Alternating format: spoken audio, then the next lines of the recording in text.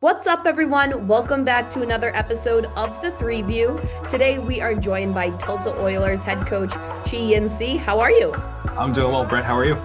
I'm doing well, thank you. So, we'll just kind of jump right on into things. So, last year was your program's inaugural season in the NA3HL, and you yourself took over the coaching duties mid-season. What do you think was the biggest takeaway from year one, and how do you think that's going to shape your approach as we head into year two?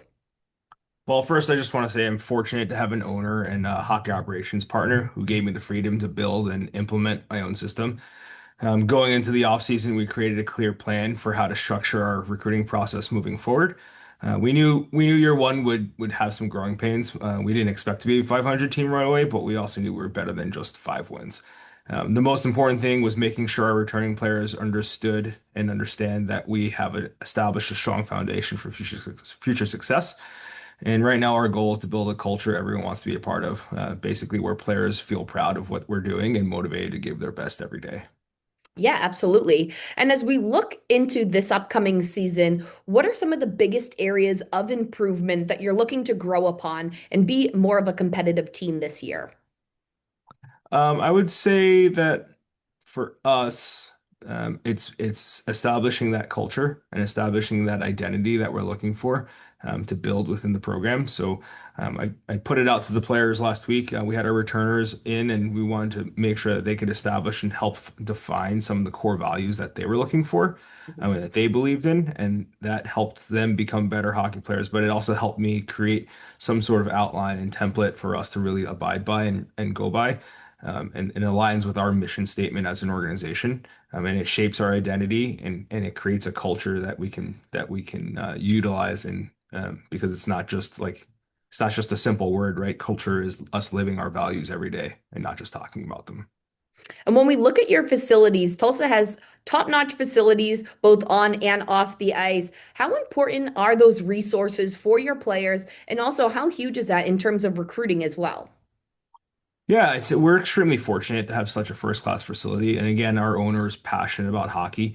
He previously owned two professional women's teams in the Premier Hockey Federation, so he's really committed to investing the resources we need to succeed. This year, we've added a strength and conditioning specialist as well as Michael Drock. You can find him on Instagram, Drock Performance, but he focuses on speed development off ice and on ice for us. And then from a recruiting standpoint, facility hasn't played a huge role yet. We've had a lot of kids come through from Texas and Arkansas and Kansas, the local area teams.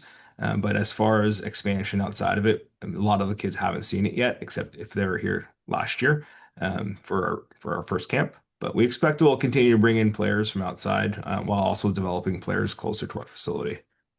And you just touched on yourself taking players from the Tulsa area. How important is it for you guys to grow the state of hockey in Oklahoma and talk about the benefits of having this program, especially for the younger players, knowing that you have a youth organization in your building as well? Community involvement is huge here, right? So when we have our players here, it's like it's awesome to see the kids and how they get involved with our players. But we definitely feel like it's one of the biggest reasons to have a junior team here and help foster the love for the game in the area. We've already partnered with several community programs to build connections between our players and the local youth. They don't have to be hockey players, right? But we get them into the schools, and we get them into hospitals. We get them into our cancer institutes. Basically, we're just trying to spread as much love and joy for everybody as we can, and then we'll continue to visit those places throughout the season.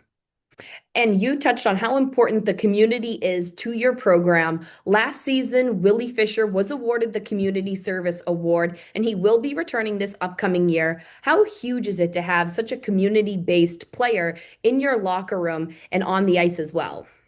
Yeah, Willie may be one of the youngest players on our team, but he's also one of the most mature. We were thrilled to see him earn that award last year because it speaks volumes to who he is as a person. But when we talk about building culture, Willie's exactly the type of player that we want to build around. And so his leads by example, not just when the spotlight is on, but also when nobody's watching, right? So that locker room culture is great, and we were excited to have Willie back.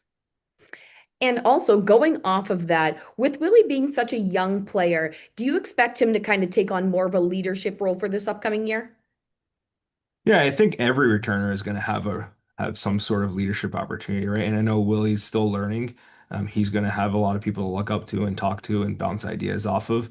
But for sure, yes, I do see him as a leader. Maybe not a leader, but definitely a leader in the locker room. And despite the fact that you guys may not have had the best record last year, you still have this large group of returners coming back. What does that say about your values as a coach and your program overall? Yeah, I was really excited. I think a lot of the kids were excited to be back. I I was just really happy to have them, right? And I think that my experience with them was great, and I'm assuming their experience with me was at least good enough for them to come back. But definitely we're growing, and we're definitely putting in the work every day. So really excited to have that large group of returners come back.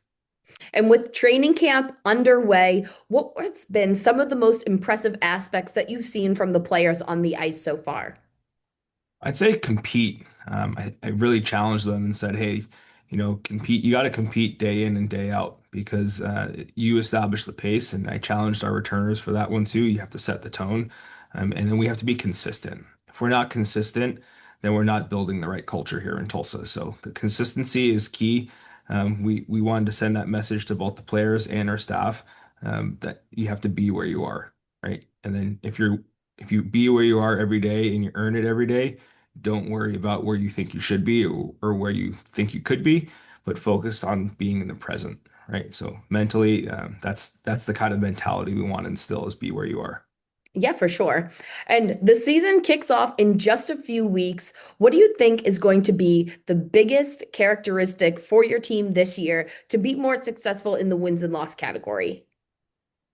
I would say is just being consistent, right? I think we have to be consistent with our puck touches and understanding the decision making skills that we have within the players and all of their physical attributes. We got a little bit bigger up front and in back, so I think our team is really primed for success this season.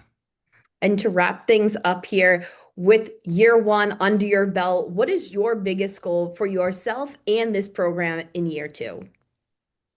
I would say I would, I don't know how to put this, but I don't want to get caught up about where we're going, right? I want to live the moment and every day just look at myself and look at the players and see where we are and how can we improve. I think that's the biggest thing for us is again, the guiding message here is be where you are. Don't get caught up in where you think you should be.